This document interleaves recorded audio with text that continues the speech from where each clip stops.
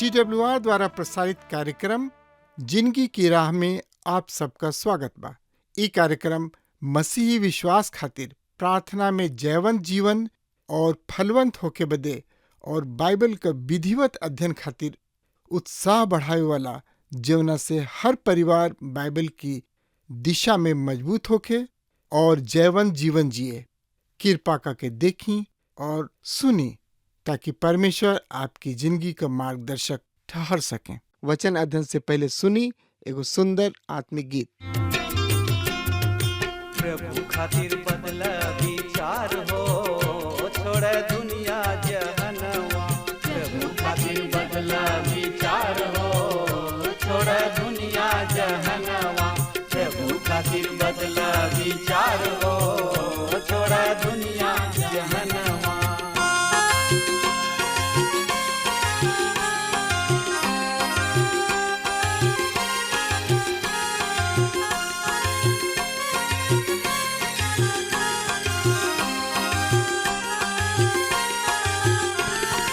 मनवा बदल बात बड़ा सुख पैबा। मनवा बदल बात बड़ा सुख पैबा। नाही त पीछे तू नरका में जइबा। नाही त पीछे तू नरका में जइबा। नाही त पीछे तू नरका में जइबा। स्वर्ग के खुलल बा दरबार हो, छोड़ दुनिया जहनवा। स्वर्ग में खुलल बा दरबार हो, छोड़ दुनिया जहनवा। प्रभु खातिर बदला विचार हो, छोड़ दुनिया जहनवा।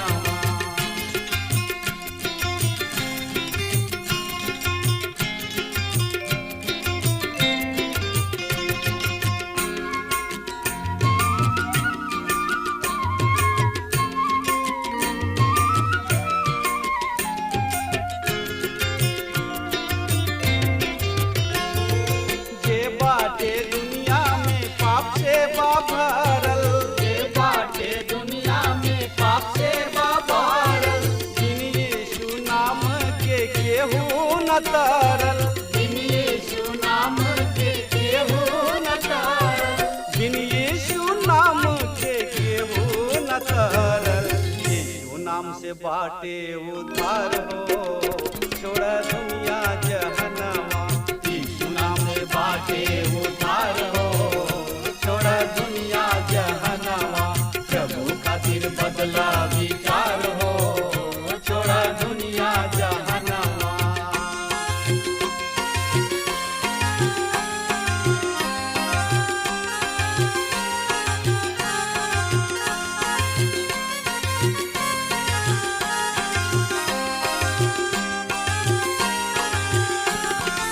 जब रउआ चाहिले जिंदगी सुधारे। जब रउआ चाहिले जिंदगी सुधारे। प्रेमी यीशु के आई जा दुआरे। प्रेमी यीशु के आई जा दुआरे। प्रेमी यीशु के आई जा दुआरे। गले से लगई है करी है प्यार हो, छोड़ दुनिया जहनवा। गले से लगई है करी है प्यार हो, छोड़ दुनिया जहनवा। यीशु खातिर बदला विचार हो, छोड़ दुनिया जहनवा। प्रभु खातिर बदला विचार हो, छोड़ दुनिया जहनवा। प्रभु खातिर बदला विचार हो, छोड़ दुनिया जहनवा। श्रोता मित्र भाई बहन, जैसे कि रहुआ के मालूम बा कि यह दिन में हमने के पुराना नियम के हागे नबी की किताब के अध्ययन कर रहल बनी जा। हागे नबी के किताब के मुख्य विषय है परमेश्वर के भवन के पूर्ण निर्माण।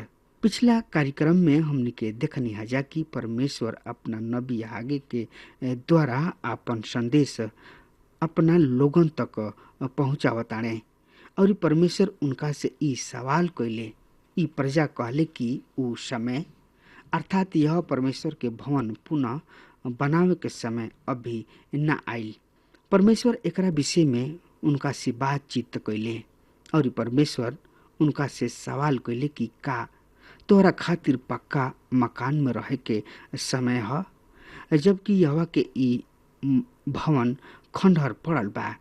सो हम देखतानी कि परमेश्वर के सवाल एगो उचित सवाल बा। उनकर कहल बा कि अभी समय नइखे आइल। हाँ श्रोता मित्र भाई बहन, हागे नबी के समय में जब ऊ लोगन अपन पक्का मकान बनौले तो ऊ अनेक समस्या के सामना भी कैले, पर ऊ अपन भवन बनावे के विचार त्याग दिहले। पर ऊ परमेश्वर के भवन बनावे खातिर वही समस्या के सामना करे के इच्छुक ना रहन। आज अनेक लोग बाड़े जौन की प्रभु के काम ना करे के सैकड़ों बहाना बनावेलन। प्रभु के काम ना करे के उनका किने एगो सुगर व सागर बहाना बा। प्रभु के इच्छा जाने के उनकर केवल एगो ढंग बा, बाधा और कठिनाई। बाधा और कठिनाई के अर्थ ऊ लगावेलन कि अभी प्रभु के इच्छा नहीं खे। ऊ कीमत चुकावे ना चाहले, जोखिम उठावे ना चाहलन। यदि हम बीते समय में प्रभु के सेवक के जिंदगी पर ध्यान करी तो पाइप की प्रभु के इच्छा सदैव सीधा व सरल होला। सो आज हमने के यही बात पर चिंतन मनन करे के। त श्रोता मित्र भाई बहन, आपन बाइबल अध्ययन कार्यक्रम के आगे बढ़ावल जाओ। जैसे कि हम रुआ के बताऊनी है कि यहूदा के लोग आगे के समय में परमेश्वर के भवन बनावे ना चाहत रहन, वरन ऊ अपना भवन के बनावे में लागल रहले और बाधा कठिनाई के ओहनी लोग एगो बहाना के रूप में प्रयोग कैले और कहले कि अभी परमेश्वर के भवन बनावे के कोनो समय नहीं खे।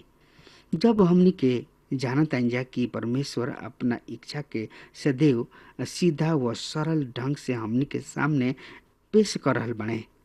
उदाहरण स्वरूप हम प्रभु के सेवक इब्राहिम के लेतानी। ऊ कसदी के उर देश में रहत रहन। उर ओ समय में जानल मानल नगर रहे, जौन की ओ समय के सभ्य समाज रहे। ओकरा में ऊ प्रसिद्ध नगर रहे और अब्राहम के उहवा अस्थाई व्यवसाय रहे। ऊ उहवा संपन्नता में रहत रहन। उनका किने एगो बढ़िया अस्थाई भवन रहे।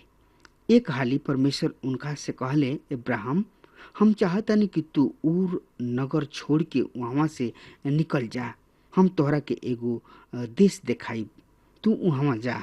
इब्राहिम के पास विचार करे के बहुत सा बात रहे और बनावे खातिर अनेक बहाना रहे।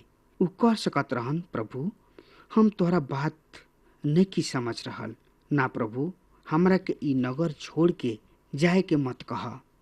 ऐसा नहीं के हो सकत कि प्रभु हम हमरा विषय में ई इच्छा राख कि हम उर नगर के छोड़ दीही। प्रभु हमरा खातिर ऐसा काहे सोचताड़ा। ऐसा बहुत सा बात अब्राहम सोच सकत रहन। श्रोता मित्र भाई बहन, आज सैकड़ों सुसमाचार प्रचारक बने जौन की महान त्याग कर रहल बने, पर सवाल ई उठता कि ऊ ऐसा त्याग काहे कर रहल बने। ऐसे कर रहल बने काहे कि ऊ ई विश्वास करलन कि ई प्रभु के इच्छा है कि हमनी के आपन घर से, अपना परिवार से, अपना देश से निकल के प्रभु के सेवा करी जा और ऊ प्रभु के इच्छा के पालन करी जा, उनका आज्ञा सब के पूरा करी। श्रोता मित्र भाई बहन, हम यहाँ रुआ से सवाल करे चाहब कि रुआ अपना ऊपर कतना ध्यान लगावतानी और कतना रुआ प्रभु के खातिर खर्च करतानी। इसराइली ई कहत रहन कि परमेश्वर के भवन फेन बनावे के समय अभी नहीं आइल। परमेश्वर उनका से कहतने, तब का ई तोहार पक्का भवन बनावे के समय ह। श्रोता मित्र भाई बहन, आज लोग आपन दान दक्षिणा पर कैसन घमन करेलन, जबकि ऊ जतना परमेश्वर के काम के खातिर देले ओकरा से कई गुणा ऊ अपना ऊपर खर्च करेलन। फिर भी उन्हें ई घमन बा कि हमनी के परमेश्वर के खातिर धन दी न जा, समय दी न जा।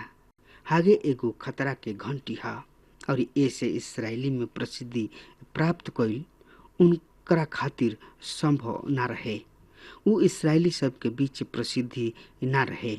इसराइली उनकर संदेश सुने ना चाहत रहन, काहे कि ऊ 70 बरिस के पश्चात स्वतंत्रता के आनंद लेत रहन और ऊ ना चाहत रहन कि आगे जैसन संदेश वाहक उनका पास आवे और ओहनी लोग के सावधान करे, ओहनी लोग के चेतावनी दे और उनका आनंद में बाधा डाले।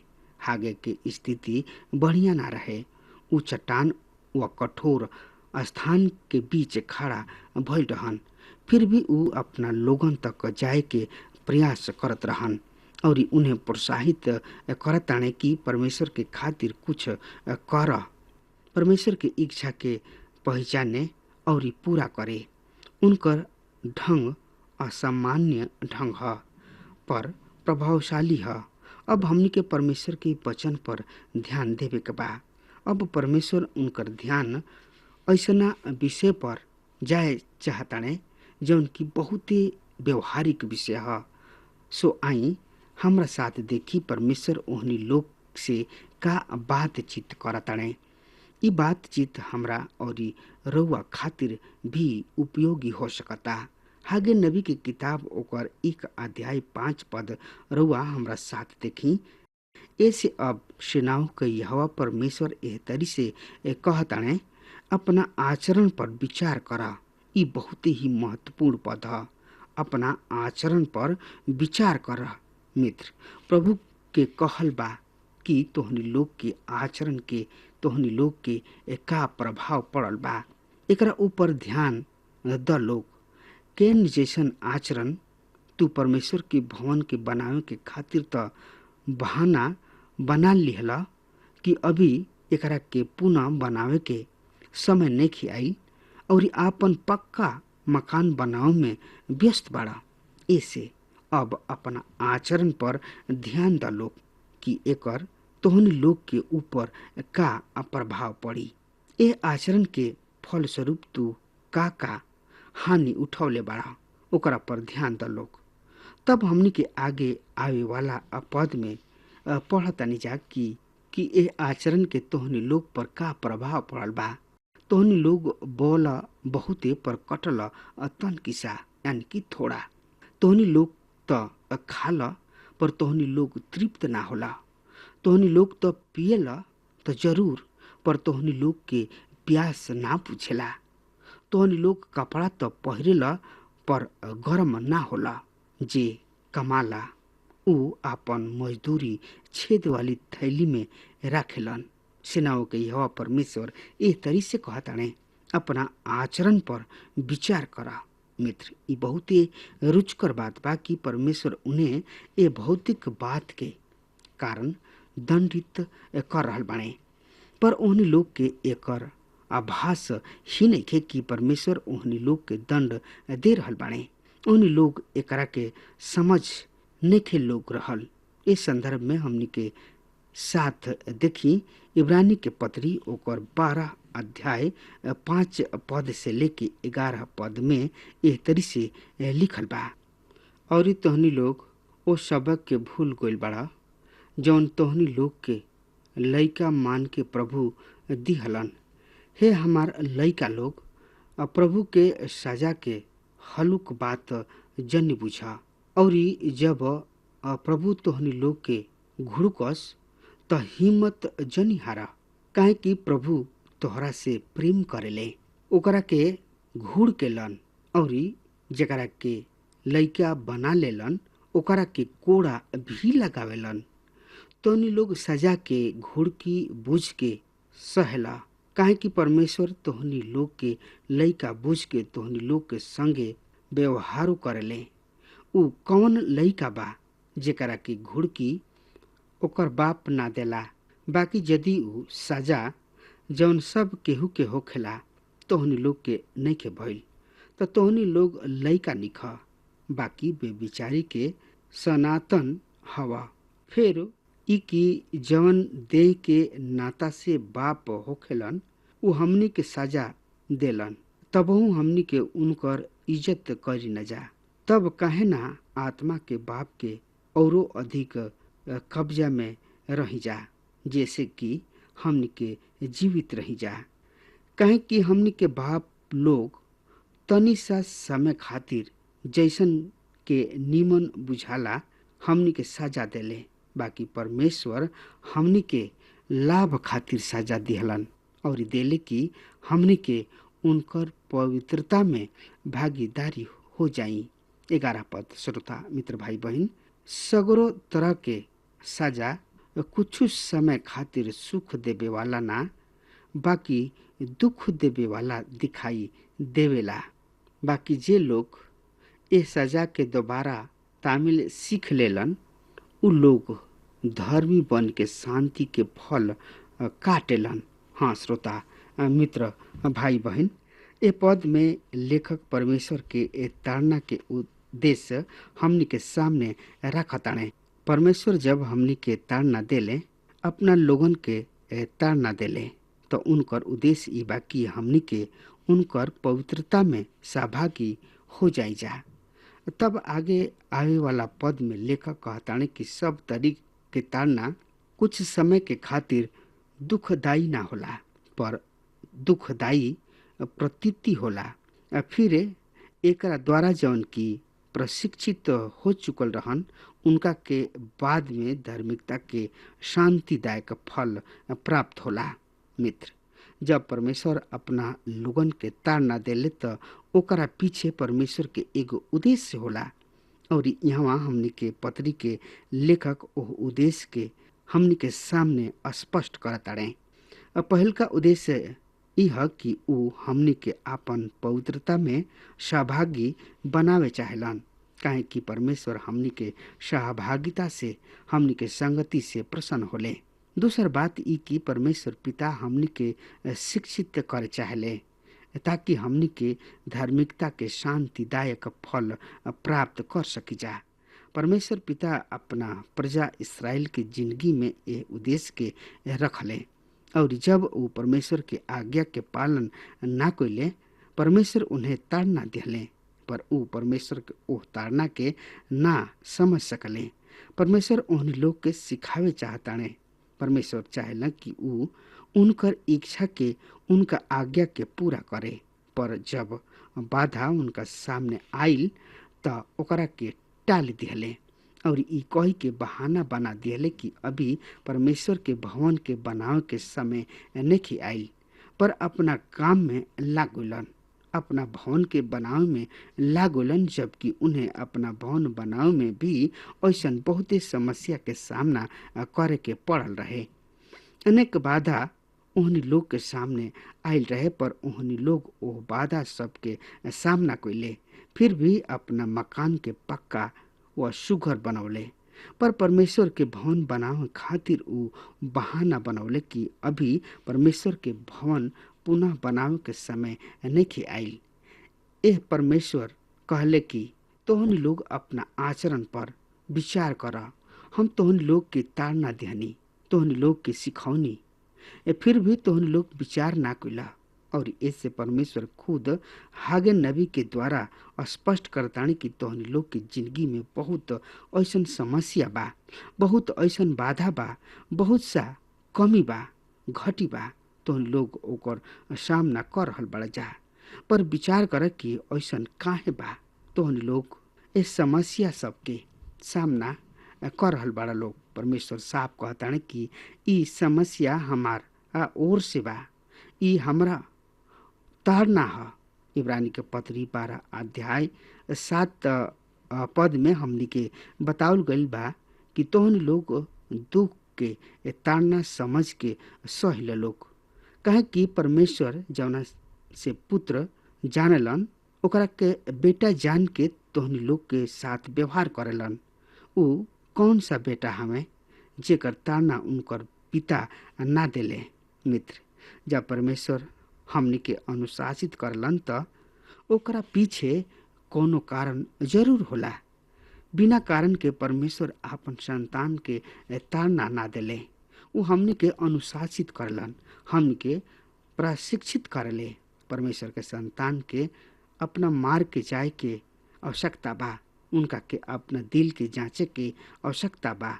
ओकरा आवश्यकता बा कि उ देखी कि परमेश्वर ओकरा के चाकी के पाट के बीच में काहे भेज रहल बने, या ओकरा पर रेग मार काहे रगड़ रहल बने, ओकरा पर संकट काहे आ पड़ल बा, उ कलेश में काहे जा रहल बा। ये बात पर विचार करी। मित्र, परमेश्वर हमनी के जिंदगी के उबड़ खाबड़ किनारा के चिकन बनावे चाहले। ऐसे हमनी के ऊपर रेग मार के प्रयोग करलन। उ हमनी के घीसेलन और ई काम परमेश्वर भिन्न भिन्न ढंग से करलन। उदाहरण स्वरूप इस्राएल जाति के फसल के हानि के रूप में परमेश्वर एह कार्य के कैले। ओहनी लोग बोले पर बहुते कम कटले, ओहनी लोग के बीच अकाल पड़े, ओहनी लोग खैले पर खा के ना गईले। असंतोष व अतृप्ति परमेश्वर के ताड़ना रहे। ओहनी लोग बहुते पियले पर ओहनी लोग के प्यास ना बुझल, बहुते कमैले पर कुछ बचा ना पौले। ई सब कुछ उ सहत रहन, पर उन्हें आपन आज्ञाकारिता के एहसास ना रहे। संभवतः उ कहत होखस जा, ओह ई तो हमार किस्मत ह, हमरा तो नसीब में इहे लिखल बा। यदि रउआ परमेश्वर के संतान हई त भाग्य और दुर्भाग्य के रउआ जिंदगी में कोनो अर्थ नहीं खे। परमेश्वर बिना कोनो उद्देश्य के रउआ जिंदगी में कुछ घटे के अनुमति ना दी है। रउआ परमेश्वर में कुछ बढ़िया बा त ई राउर दुर्भाग्य नहीं खे। राउर जिंदगी में कुछ बुरा बा त ई राउर भाग्य ना ह।